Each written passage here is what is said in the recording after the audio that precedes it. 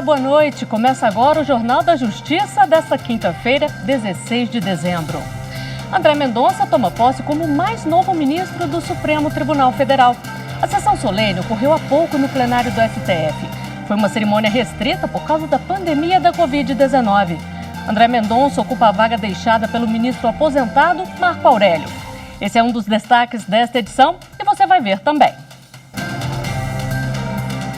Ministro Alexandre de Moraes mantém prisão do ex-deputado Roberto Jefferson. Plenário virtual do Supremo julga medida cautelar sobre a execução das chamadas emendas do relator. E ainda, STF invalida a lei estadual que proíbe plano de saúde de limitar o tempo de internação dos pacientes com Covid.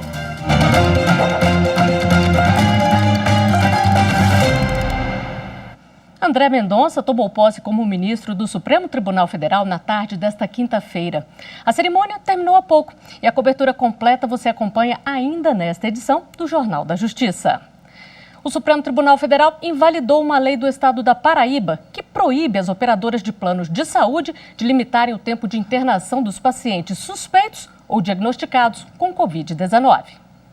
Em sessão virtual, os ministros julgaram a ação ajuizada pela União Nacional das Instituições de Autogestão em Saúde e consideraram inconstitucional uma lei da Paraíba que proíbe os planos de saúde de limitar tempo de internação de pacientes com Covid em razão de prazos de carência dos contratos com cobertura hospitalar.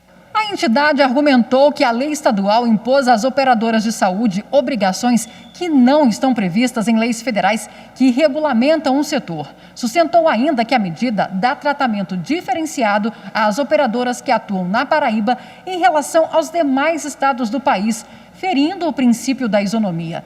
Também argumentou que a lei fere direitos garantidos em contratos já firmados antes da norma ser publicada. Por unanimidade, o plenário seguiu o voto da relatora, ministra Rosa Weber, que aplicou ao caso uma jurisprudência da Corte. Os ministros definiram que são inconstitucionais normas estaduais que regulam contratos de prestação de serviços de saúde, uma vez que é competência privativa da União legislar sobre direito civil e política de seguros. O Supremo Tribunal Federal formou maioria para revogar a suspensão da execução das chamadas emendas de relator, referentes ao orçamento deste ano. Até agora, 9 ministros votaram no plenário virtual. 6 acompanharam a relatora, ministra Rosa Weber. Os ministros Edson Fachin e Carmen Lúcia divergiram. Falta votar apenas o ministro Nunes Marques. Ele tem até as 23 horas e 59 minutos para depositar o voto. E o Supremo Tribunal Federal, em sessão no plenário virtual, derrubou a exigência de autorização para membro do Ministério Público de Pernambuco se ausentar do Estado.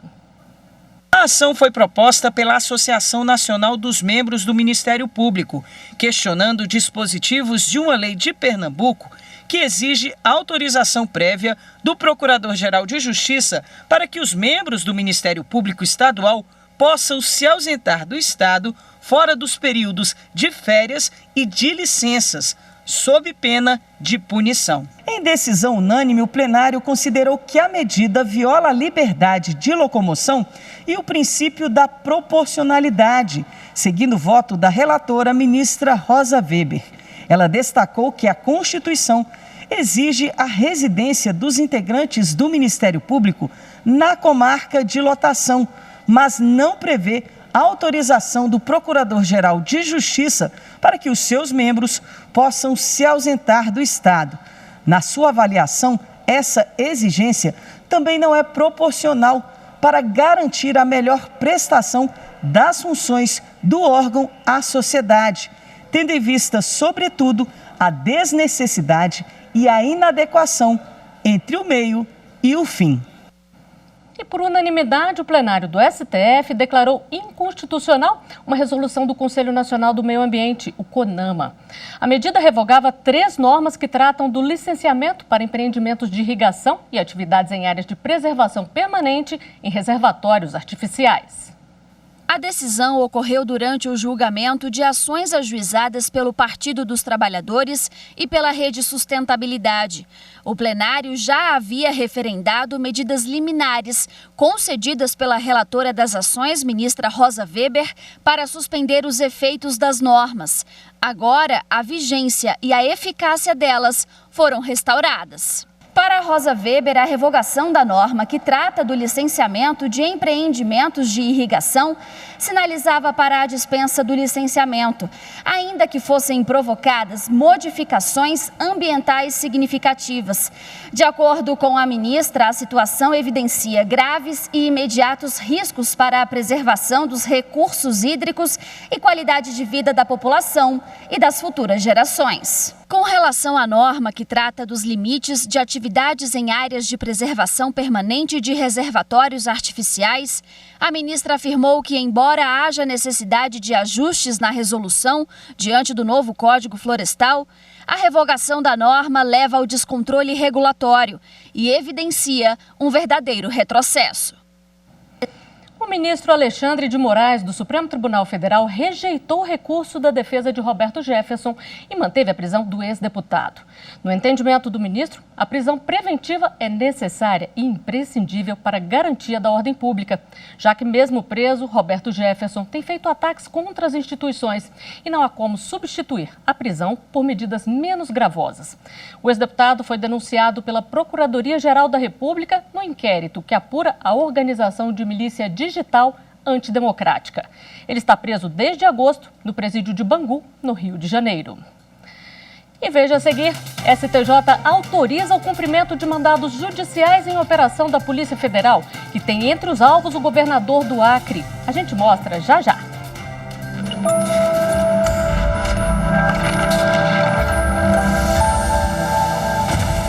A Constituição Federal de 1988, fundada através de um Estado democrático de direito, visa assegurar o exercício de direitos sociais, individuais, de liberdade e bem-estar, fundada em valores supremos de uma sociedade fraternal, plural e sem qualquer tipo de preconceito, além de validar a solução pacífica de resolução de conflitos.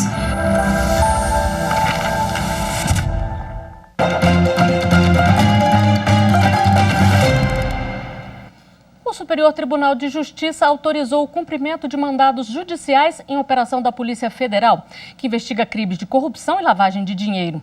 Entre os alvos está o governador do Acre, Gladson Camelli. 150 policiais federais e 10 auditores da Controladoria Geral da União cumpriram na manhã de hoje 41 mandados de busca e apreensão no Acre, no Amazonas e no Distrito Federal e um mandado de prisão.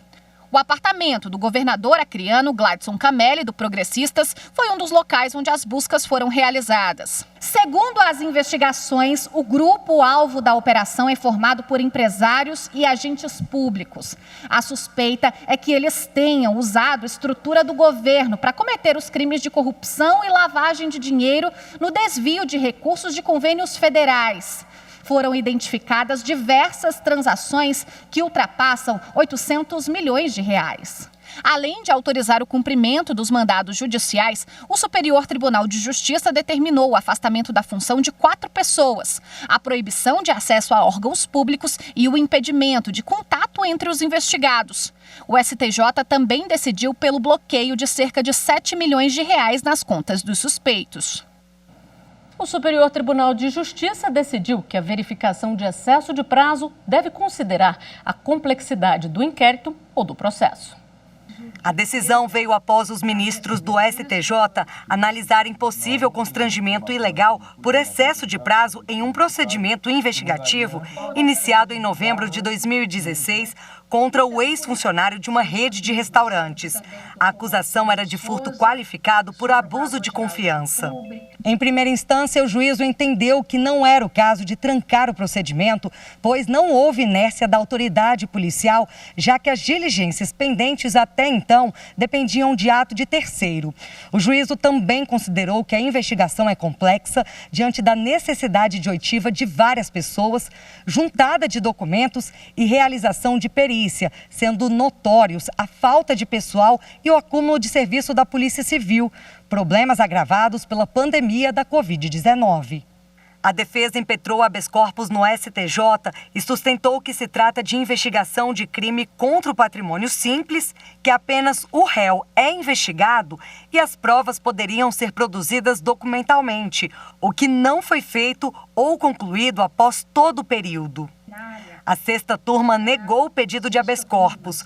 O relator, ministro Sebastião Reis Júnior, destacou que o tempo transcorrido desde o início das investigações, por si só, não pressupõe a existência de constrangimento ilegal.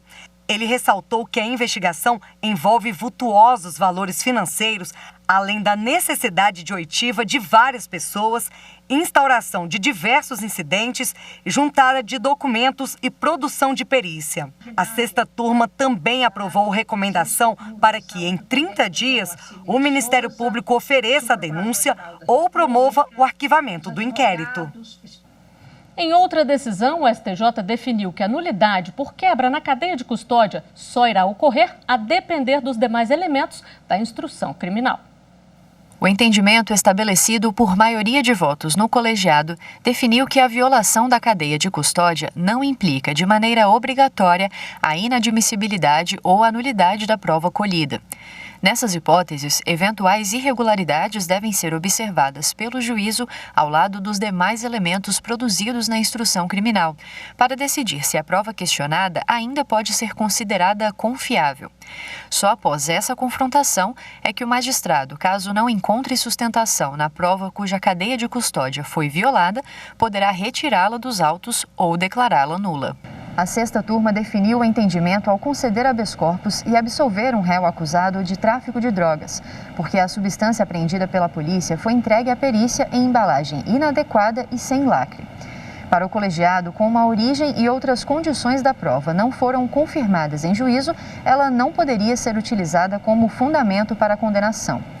No pedido de habeas corpus, a defesa alegou que a quebra de custódia da prova geraria sua inevitável ilicitude, de modo que o juízo deveria obrigatoriamente determinar o desentranhamento dos autos e estender o reconhecimento da ilicitude para as provas derivadas. No voto acompanhado pela maioria do colegiado, o ministro Rogério Schietti Cruz apontou ser incontroverso nos autos que o material recebido pela perícia estava acondicionado de maneira indevida, em sacos plásticos de supermercado fechados apenas com um nó. O ministro destacou ainda que os depoimentos dos policiais que atuaram no caso não permitem concluir se a substância apreendida estava realmente com o réu ou se as sacolas encontradas simplesmente estavam próximas dele. Além disso, no processo, o homem não admitiu que estivesse com as drogas, mas confessou que chegou a trabalhar para o narcotráfico. O colegiado considerou assim que a situação seria diferente se o réu tivesse admitido a posse das drogas ou se houvesse outras provas para apoiar a condenação. A pedido do Ministério Público Eleitoral, a Justiça determinou a cassação do diploma de primeira suplente de deputado federal da ex-prefeita de Planaltina de Goiás, Maria Aparecida dos Santos, pela prática de captação e gasto ilícito de recursos de campanha.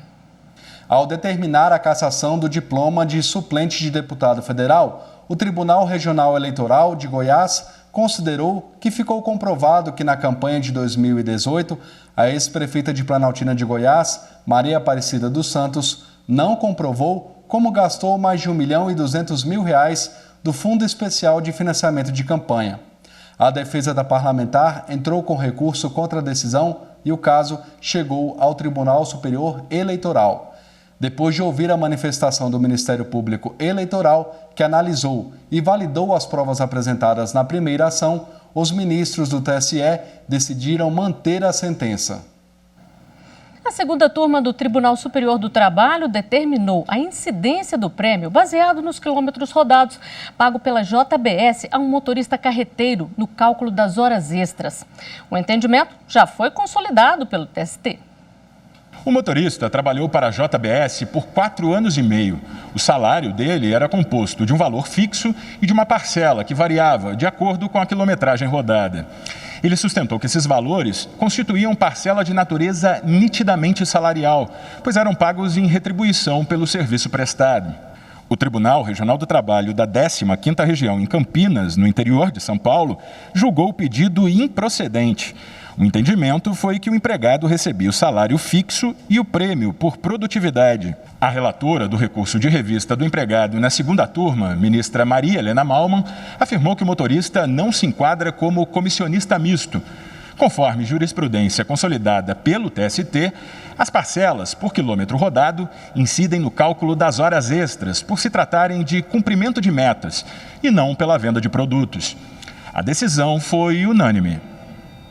O Tribunal Regional Federal da 1ª Região, em Brasília, manteve a inclusão no programa Passe Livre de um portador do vírus HIV que tem AIDS. A União tinha recorrido contra a sentença que garantiu esse direito.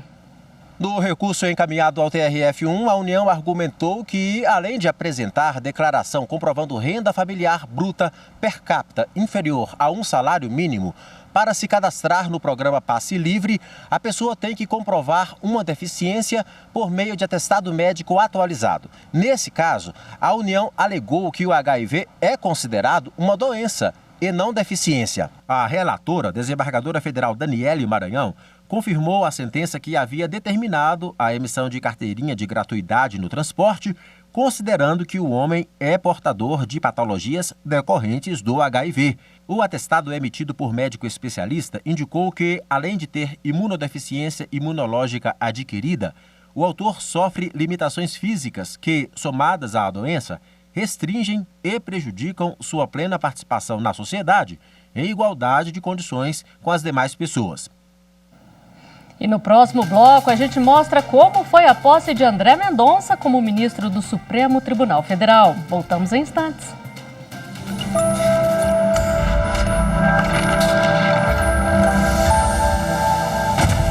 O centro da Constituição Federal é o direito à vida como inviolável e tudo aquilo que torna digna a existência.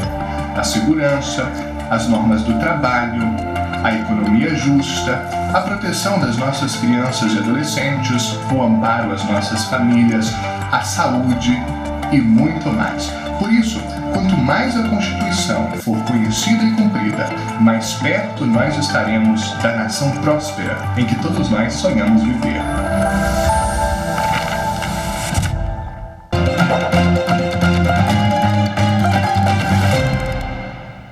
O Supremo Tribunal Federal está com a composição completa. Tomou posse hoje André Mendonça como novo ministro do STF. A sessão solene de posse foi hoje à tarde. Acompanhe na reportagem de Renato Rosa. O novo ministro foi um dos primeiros a chegar. André Mendonça estava acompanhado da esposa.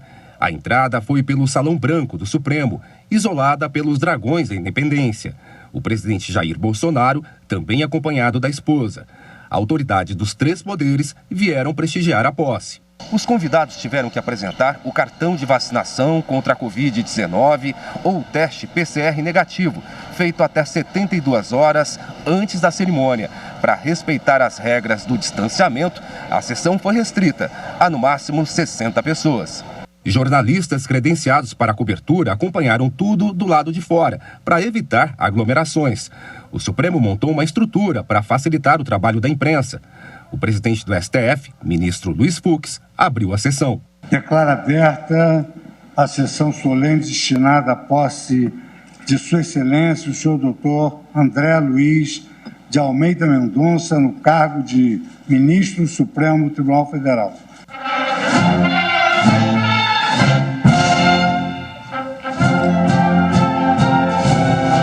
O ministro mais antigo da corte, presente na sessão, Ricardo Lewandowski, e o mais novo, Nunes Marques, conduziram André Mendonça ao plenário para o juramento. Prometo bem e fielmente cumprir os deveres do cargo de ministro do Supremo Tribunal Federal, em conformidade com a Constituição e as leis da República.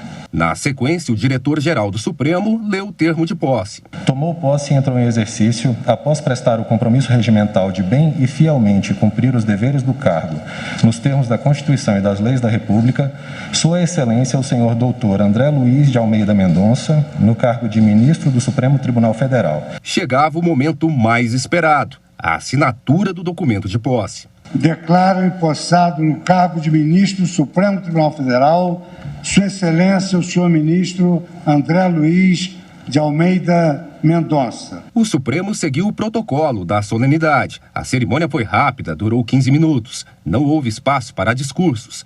Só na saída, o novo ministro conversou com jornalistas. André Mendonça ocupa a vaga deixada pelo ministro aposentado Marco Aurélio. Reforça a segunda turma do Supremo e deixa a corte completa, com 11 ministros. Eu espero poder contribuir com a justiça brasileira, com o Supremo Tribunal Federal e ser ao longo desses anos um servidor e um ministro que ajude a consolidar a democracia e esses valores e garantias e direitos que já estão estabelecidos e que vierem a ser estabelecidos no texto da nossa Constituição. Ele agradeceu os jornalistas e destacou o papel da imprensa. Vocês são fundamentais para a construção do nosso país e para a construção da nossa democracia. Contem também sempre com o meu respeito e a minha defesa irrestrita da liberdade e das prerrogativas do livre exercício dos jornalistas e da imprensa. E agora diz que vai aproveitar o recesso do judiciário para estudar os processos que tem pela frente. Vou ter um período agora de recesso e já no início do ano estudar os primeiros casos que nós teremos e assim me preparar para o ano que vem poder contribuir de modo mais direto nos julgamentos do Supremo. Veja agora o perfil do novo ministro do Supremo Tribunal Federal, André Mendonça. André Luiz de Almeida Mendonça tem 48 anos, é formado em Ciências Jurídicas e Sociais pela instituição Toledo de Ensino, atual Centro Universitário de Bauru, no interior de São Paulo. Mendonça tem especialização em Direito Público pela Universidade de Brasília, mestrado e doutorado pela Universidade de Salamanca, na Espanha. Iniciou a carreira pública em 1997, defendendo a Petrobras. Em 2018, foi nomeado para comandar a AGU. Como advogado-geral da União, se destacou na recuperação de recursos desviados pela corrupção, que foram mandados para fora do Brasil. 2 anos depois, assumiu o Ministério da Justiça e Segurança Pública. Em março deste ano, voltou ao cargo de advogado da União até ser indicado pelo presidente Jair Bolsonaro a ministro do Supremo Tribunal Federal. O Tribunal de Justiça do Distrito Federal condenou o estado de Goiás a indenizar por danos morais um homem que foi preso por engano. Ele ficou na prisão por 17 dias, acusado pelo crime de roubo. Os desembargadores da 4ª Turma Civil do tribunal consideraram o sofrimento a que o rapaz foi exposto pelo equívoco. O caso começou em 2007, quando o irmão do homem preso injustamente foi detido em flagrante. Na delegacia, ele apresentou os dados do próprio irmão, que tem deficiência cognitiva. 10 anos depois, ao ser abordado em uma operação policial, o rapaz foi identificado como autor do crime no lugar do real culpado. O engano só foi descoberto pela análise da impressão digital dos 2 envolvidos. Ao julgar o processo, a relatora do caso entendeu que houve violação à honra e à dignidade da pessoa humana e considerou que houve omissão do Estado, já que os agentes públicos deixaram de realizar os procedimentos necessários para a identificação eficiente do verdadeiro suspeito. O Estado vai ter de indenizar o homem em R$50 mil. O plenário do TSE aprovou mais 4 resoluções das eleições de 2022. As resoluções são uma espécie de manual de instrução das eleições. As instruções aprovadas nesta quinta-feira tratam de pesquisas eleitorais, ações decorrentes do processo eleitoral, calendário eleitoral e escolha e registro de candidatos. Uma novidade para o ano que vem é a permissão de candidaturas por federações partidárias. A previsão de que se possa formar federação até o prazo da convenção partidária e que diz respeito à Constituição da Federação, não foi impactada pela resolução de registro de candidatura, inclusive porque esse normativo trata de regra para a participação da federação em um específico pleito. Sobre a resolução que trata das pesquisas eleitorais, ficou definido que a partir de 1º de janeiro elas vão precisar ser incluídas no sistema de registro de pesquisas eleitorais.